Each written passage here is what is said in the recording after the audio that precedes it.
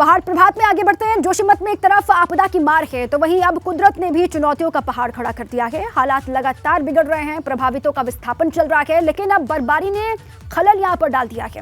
अलग अलग 7 तस्वीरें इस वक्त आप मेरे आसपास देख सकते हैं।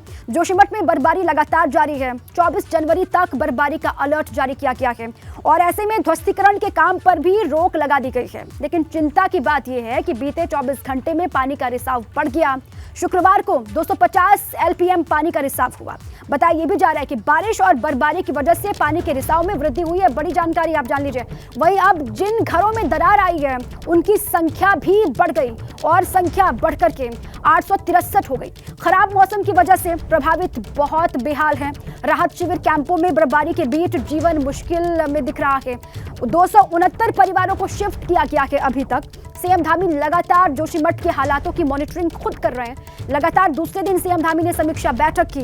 कृषि से हर दिन, हर महीने, हर साल, इतना ही नहीं आपके रिटायरमेंट के लिए भी पैसे कमाना है, फिर देरी किस बात की। फ्रीडम ऐप को अब भी डाउनलोड कीजिए। अधिकारियों को पुनर्वास संबंधी बजट के आकलन को लेकर भी निर्देश दिए हैं और क्या कदम उठाए जा सकते हैं इसको लेकर भी सीएम धामी लगातार नजर बनाए हुए हैं। चलिए सीधे आपको ग्राउंड पर लिए चलते हैं। मेरे साथी विनोद कुमार आपको वहां की हर एक डिटेल्स बता रहे हैं, पल पल की अपडेट दे रहे हैं। विनोद, मौसम कैसा है आज वहां का, ये भी जरा बताएं। और जो ध्वस्तीकरण की प्रक्रिया है वो रुकी हुई है या फिर उसको आगे बढ़ाने के लिए कहा गया है? विनोद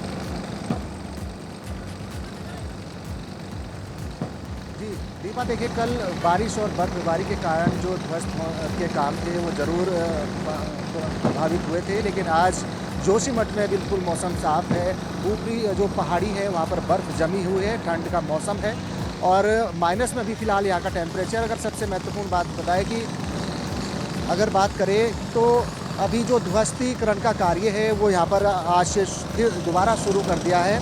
आप देख पा रहे हैं कि दूसरी ओर मलारी इनको तोड़ने का क्रम जारी है, माउंट व्यू है और फिर उसके बाद में ये घर इस कंडीशन में था कि ये कभी भी ढह सकता था, जिसके चलते करीब 181 ऐसे भवन है जिसमें होटल है, घर है, जिनको जिला प्रशासन के द्वारा चिन्हित किया गया है, यानी उनको तोड़ने का क्रम भी शुरू होगा।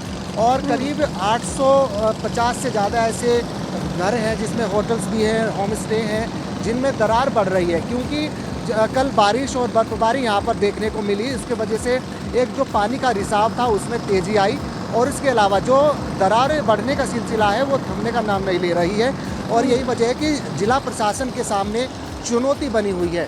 आसपास के जो ये पूरा परिसर है वहाँ से सभी घरों को तोड़ा जाएगा। ये सभी अनयूजुअल मार्क इन पर किया गया है, रेड क्रॉस के निशान इस पर लगाए गए हैं।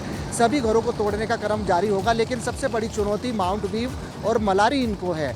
और सबसे महत्वपूर्ण बात यह है कि करीब 12 दिन हो गए हैं और अभी केवल एक ही छत मलारी इनकी टूटी है और माउंट व्यू की टूटी है। आप देख पा रहे हैं कि मजदूरों के माध्यम से मैनुअल तरीके से इस दोनों होटल्स को तोड़ा जा रहा है और दूसरी ओर ये घर भी इस तरीके की कंडीशन में था कि कभी भी ढह सकता था। विनोद, नीचे रहने मलारी और माउंट व्यू होटल को गिराने की जो प्रक्रिया है वो आज शुरू कर दी गई है। धूप खिली है, मौसम साफ है, हम देख पा रहे हैं। और कल तक बारिश और बर्फबारी की वजह से विनोद ये काम रोका गया था। आप ये बता रहे हैं कि काम वहां पर चल रहा है, जो मजदूर हैं वो लगातार लगे हुए हैं। शुक्रिया, आप नजर बनाए रखें। कृषि से हर दिन, हर महीने, हर साल, इतना ही नहीं आपके रिटायरमेंट के लिए भी पैसे कमाना है, फिर देरी किस बात की। फ्रीडम ऐप को अब भी डाउनलोड कीजिए।